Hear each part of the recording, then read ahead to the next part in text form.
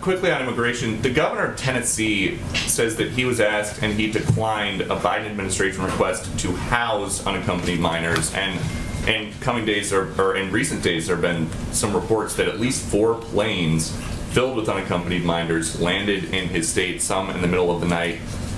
Can you explain what's going on there?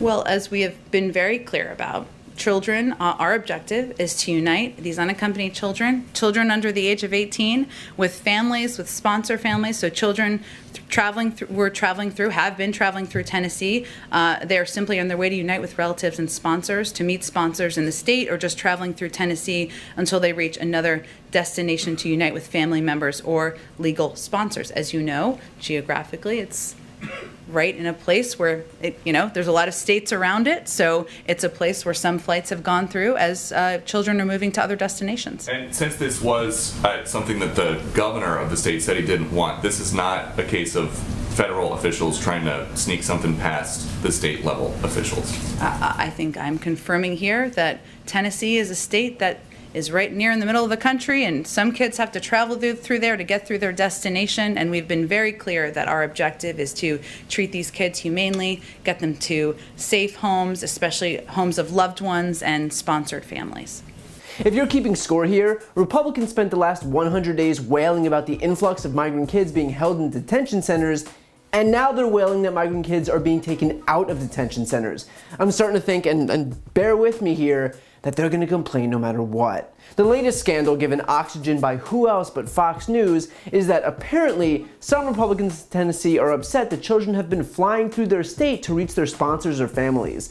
This came after footage captured by an NBC affiliate showed migrant children arriving late at night at Chattanooga's Wilson Air Center. And of course, as sure as the sun rising in the morning, Republican politicians have lined up to exploit the resettlement of those children for their own political benefit. Here's a Republican congressman and senator from Tennessee playing the part and making sure they're adequately outraged about the crime of making sure children are taken care of. Well, Senator Blackburn and I share a common concern.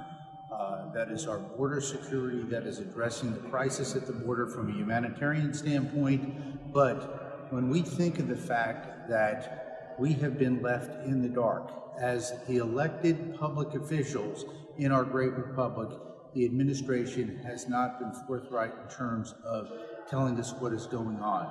It's a problem in Chattanooga, Tennessee. It's a problem in the state of Tennessee. It's a problem all across the United States.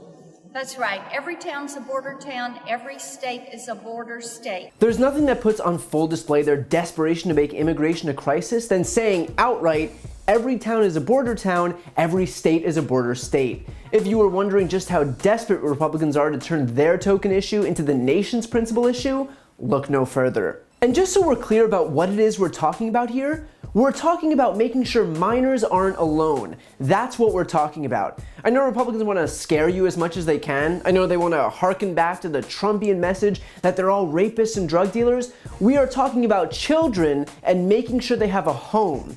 And the fact that I have to reiterate that amid attacks from a party that has the audacity to call itself the party of family values just goes to show what a joke that branding actually is. And in case you want to know whether the drumbeat of xenophobia is working on the Republican base, the polling clearly bears that out. Immigration is currently the #1 issue among Republicans according to that latest polling. And so if you're wondering why outlets like Fox News are so hellbent on repeating these stories over and over and over and over, basically beating their viewers over the head with it, it's because this is how their messaging strategy works. Just like how Trump would repeat complete and total exoneration until his base mindlessly repeated that he was completely and totally exonerated, or how the Mueller investigation, which resulted in 34 indictments, was a witch hunt until his base mindlessly repeated that. We see the strategy of gaslighting and repetition work over and over, and so of course they're going to keep employing it. Of course they're going to continue this strategy of pretending that the border is the #1 issue in Tennessee. Because what could possibly be more important to this state right here than a border 1,300 miles away? And look, besides all of the political arguments, let's just consider this. When you have an unaccompanied minor enter the US, there is no choice but to take them in and make sure they're safe. You can't turn a 9-year-old child away at the border and just say, no thanks. So if they have family or sponsors here, it doesn't matter if that family is in Tennessee or Texas or Mississippi or Alabama. It doesn't matter if they're in the reddest state in the whole country.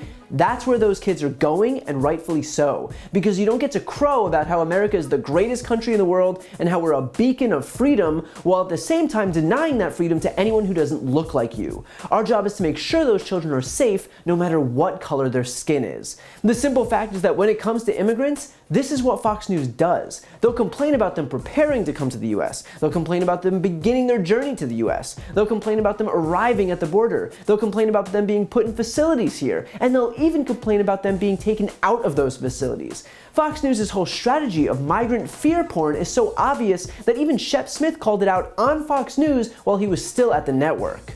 Tomorrow, the migrants, according to Fox News reporting, are more than 2 months away, if any of them actually come here. But tomorrow is 1 week before the midterm election, which is what all of this is about. There is no invasion. No one's coming to get you. There's nothing at all to worry about. When they did this to us, got us all riled up in April, remember? The result was 14 arrests. We're America, we can handle it. There's an election coming up, and that's what this is about. Because the issue of immigration has always been a political issue for the right. Their whole MO is to make sure that their base is good and scared of brown people as a way to distract from the fact that Republicans are on the wrong side of every other issue that actually impacts people.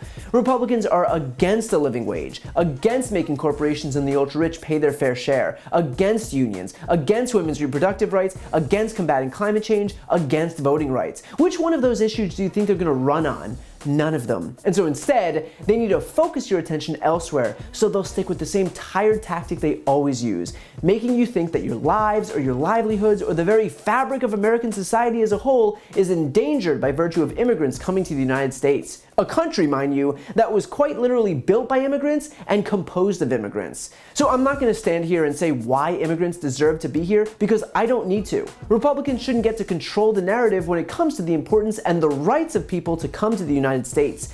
That's already woven into the fabric of this country, already enshrined onto the Statue of Liberty, already codified in our laws. Just because one political party's existence relies on entrenching the power of a dwindling conservative, xenophobic, white minority certainly doesn't mean they get to dictate the terms of the conversation. To see more videos like this, don't forget to subscribe. And for a deeper dive, check out my podcast, No Lie with Brian Tyler Cohen, where I discuss the week's top stories and interview major players in the world of politics, like Vice President Kamala Harris, White House Press Secretary Jen Psaki, Elizabeth Warren, Chuck Schumer, Katie Porter, Pete Buttigieg, Nancy Pelosi, and many more. Again, that's No Lie with Brian Tyler Cohen, available anywhere you listen to podcasts.